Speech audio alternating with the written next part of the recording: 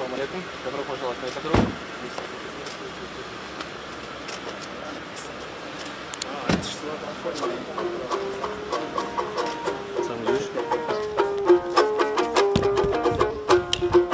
O gögül türgöldün cegine gökçal kırgızdın eline Kuş geldiniz sıygonok kımbattu kırgız cerine Kırgız menen Türkmönдөр abaldan tübiz Türkü eldenbiz Dayım sıylaşıp birge gelgenbiz Argaçan elge geliniz da Kırgızdın sıyın görünüz Anda gögültür o göldün cegine Bugün göngülüңүздү bölüңüz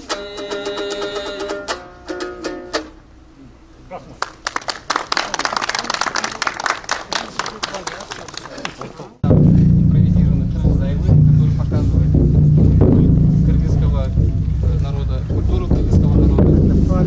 Это наши, да, болваны Алпы, наши богатыри. Они применялись для устрашения врагов.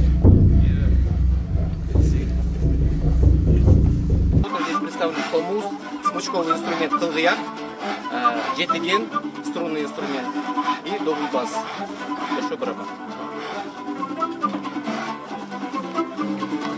Здесь вашему вниманию представлен ремесленнический городок. Здесь ремесленники изготавливают изделия из кожи, из металла, из дерева.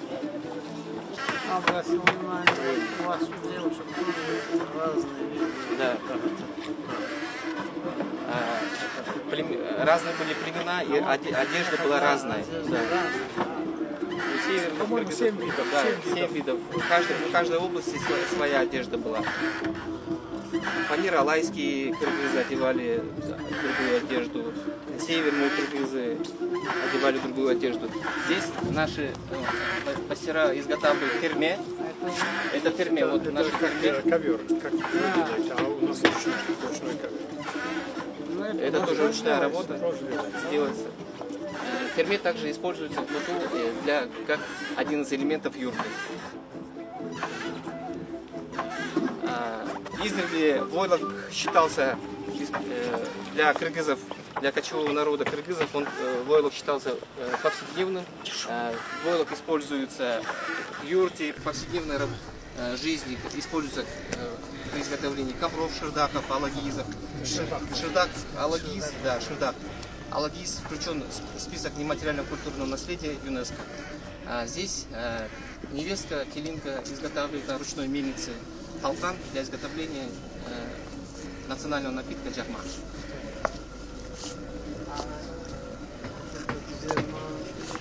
Это арпа, это ячмень и будай, пшеница.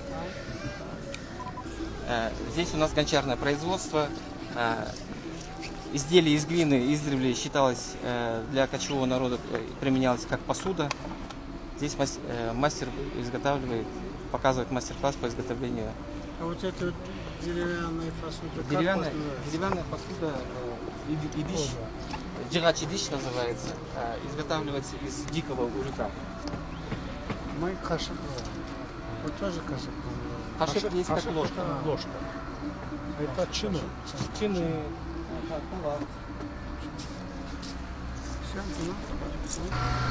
Добро пожаловать на ипподром, на 3-й этаж. Сейчас будем показывать у нас спортивные игры. Обычно вот эти страны еще приглашенные ходят. Как иноходцы, это вполне реальные существа, которым мы можем любоваться. Иноходцы деп коебуз. Бул эми айтылып келаткан нерселер өзгөчө бул Чыңгыз Айтматовдун чыгармасында өзгөчө сүрөттөлгөн билесиңер.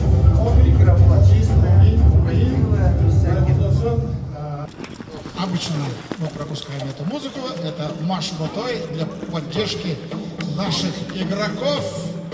Я говорю, первым номером играет в команде Алато Толебеков Ирлан. Вторым номером первая минута нашей игры. Встреча двух команд. По ходу я сейчас постараюсь рассказать в конце ход игры.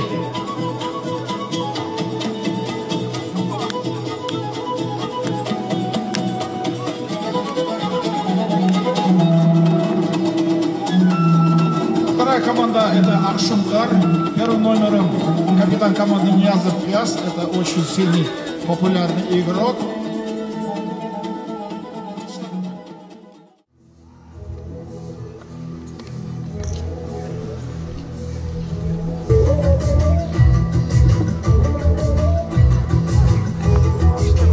Добрый день, уважаемые гости!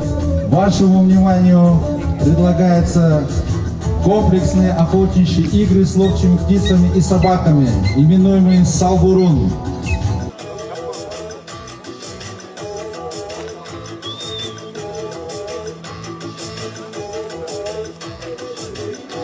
В этом состязании беркута усаживают на расстоянии 200 метров от беркутчей.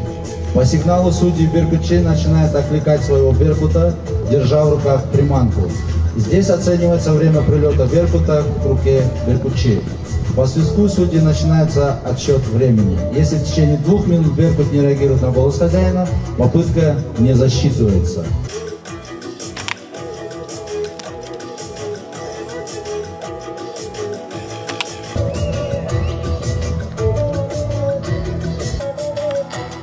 Экинчи айлампада. Ай, бале! Тайган жарыш. Показ бега кыргызского тайгана. Уникальная древняя порода кыргызского народа. Универсальная порода с тайганами. Охотятся на всех видов дичи. Ертеден бери келаткан эки балбандын ат үстүндө бирин-бири алып түшкөнгө болгон аракети бул жердин дагы өзүнүн эрежелери бар. Жазылбай турган мына оппа курдан алып туруп экинчисин алып түштү. Демек мына балбан билек жигиттин утканын көрдүңөр. Бале! Бана көргөзүп атат көрдүңөрбү? Кандай ошол убактагы элестен, ошол убактагы чабыштан, ошол убактагы сайыштан бир элестерди көргөзүп атышат. Пирамида жанында эки аттын ортосунда үстүнө минип келаткан биздин жигитибиз. Ай, как красиво! Жек, давай, догони! Есть возможность, есть шанс! Нет, не получилось у него. Карагылаш, ак боз ат минип келаткан кызыбыздын карагылаш. Кандай келаткан. Ай, блин, ай!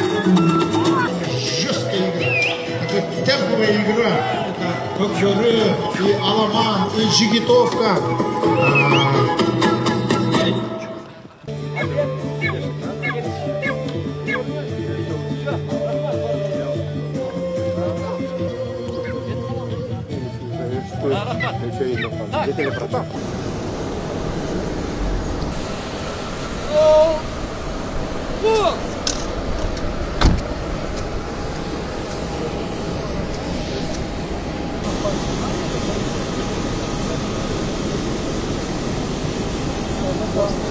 Все.